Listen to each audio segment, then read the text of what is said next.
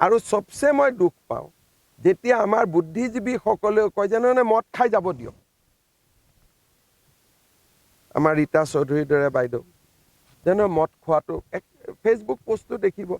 কিন্তু এতিয়া ইনকুৱাৰীত কি ওলাইছে যে জুবিনে মদ খাব বিচৰা নাছিল, জুবিনক মদ খুওৱা হৈছিল আৰু মদ খুৱাইয়ে জুবিনক হত্যা কৰা হৈছিল।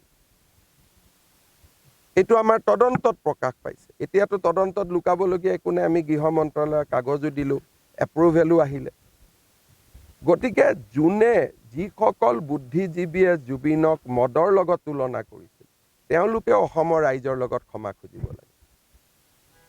যদি ভূপেন হাজৰিকাক অসমৰ নতুন প্ৰজন্মই গানেৰে চিনি পায়, মানুহে মানুহৰ বাবেৰে চিনি পায়, যদি ভূপেন হাজৰিকাক শ্বহীদ প্ৰণামো তোমাকে দি চিনি পাব, কি জুবিনক মদেদি চিনি পাব?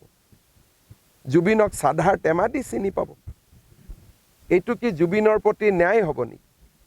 38,000 গান নোহোৱা হৈ গ'ল, জুবিনে গোৱা সুন্দৰ বৰগীতবিলাক নোহোৱা হৈ গ'ল, জুবিনে গোৱা বিহুবিলাক নোহোৱা হৈ গ'ল।